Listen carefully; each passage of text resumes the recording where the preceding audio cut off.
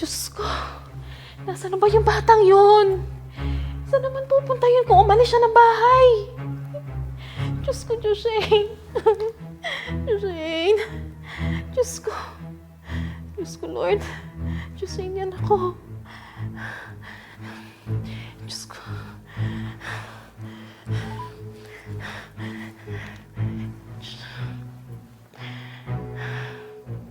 Hello? Hello. Naku, magmadali kang umuwi dito. At yung anak mo naglayas.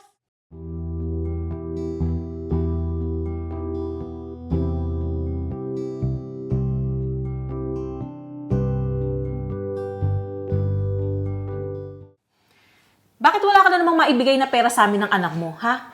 Siguro nilistay mo na naman sa babae mo, no? Ha? Anong babae? Yung utak mo, linis-linisan mo nga, ang dumi eh! Kahit mga walang kwentang bagay, binibintang mo sa akin! Bakit? Talaga naman ah! Totoo yun! Nasaan yung pera para dito sa gastusin sa bahay? Anong pera? Wala pa nga kami sahod, di ba? Saan ako kukuha ng pambibigay sa'yo ng pera? Pwede ba? Huwag mo ako pinaglolo ko, Brent. Ha? Akin na yung pera! Sawang-sawa na ako lagi sa mga pinagsasabi mo. Puro ka pera, pera, pera! Ah, ganun. Huwag mo akong babalik na rin, ha?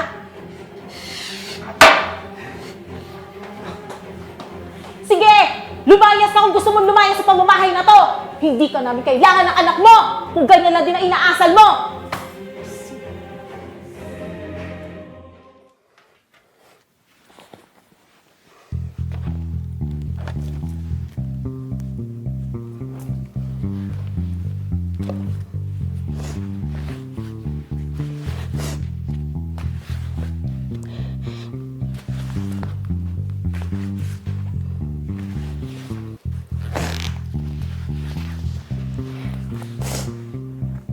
Ayokong lagi nakikitang nag-aaway sila mami at daddy. Kaya mas magandang umalis na lang ako dito para hindi ko na sila makitang laging nag-aaway.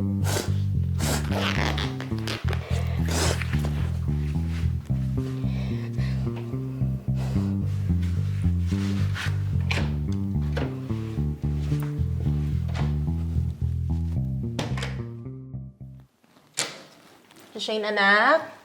Joshane? Nakain na tayo. Saan ba yung batang yun? Joshane? Joshane? Wala naman siya dito. Wala rin sa kusina. Wala rin sa likod bahay. Nasaan na ba yung batang yun?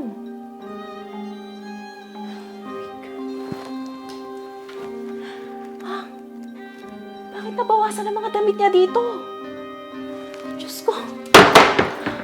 Saan naman nagpunta yung anak ko? Joshane, naglayas yata yung batang yun. Diyos ko. Diyos ko.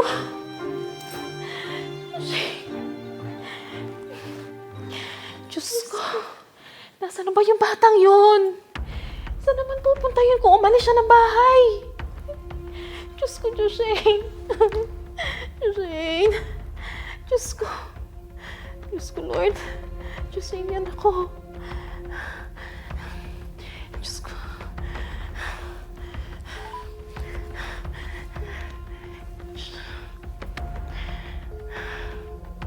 Hello? Hello. Naku, magmadali kang umuwi dito. At yung anak mo naglayas. Pagkita ko sa kwarto niya, wala lahat yung mga gamit niya. Bakit ang gagawin mo dito sa Himalaya? Pinalagalitan mo ba siya? Hindi! Bakit ko naman siya papagalitan? Wala naman siyang ginagawang hindi maganda. Magmadali ka, umuwi ka na dito. Tulungan mo ako maghanap sa anak natin. O sige. Magpapaalam lang ako tapos uwi na ako. Sige na. Bye-bye. Huwag ka na magpanik dyan. Sige na.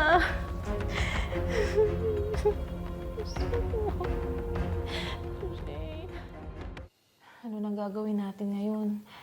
Hindi pa rin natin nakikita si Joshane. Pati yung mga pulis, wala pa ring update.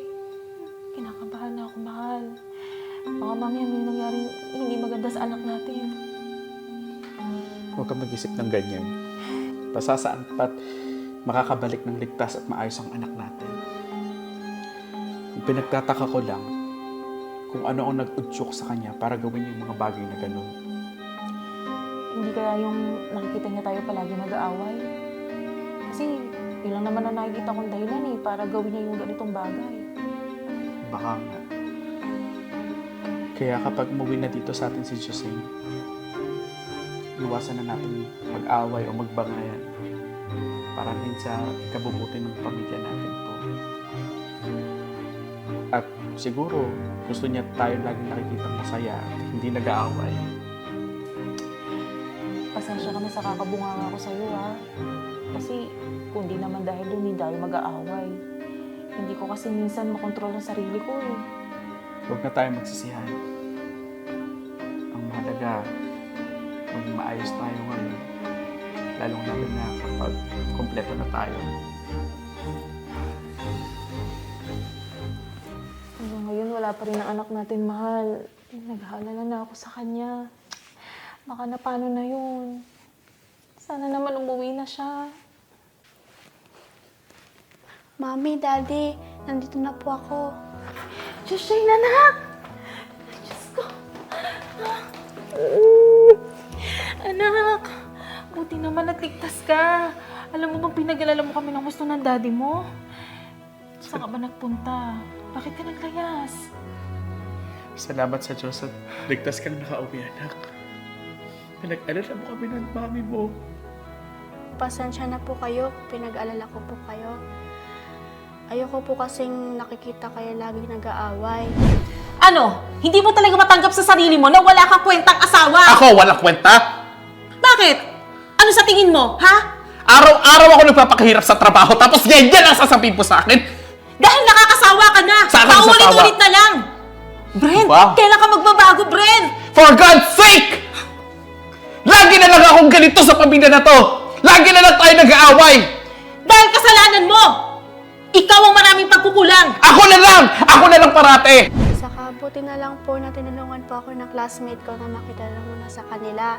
Saka yung mami at daddy din po nila ang naghatid sa akin dito.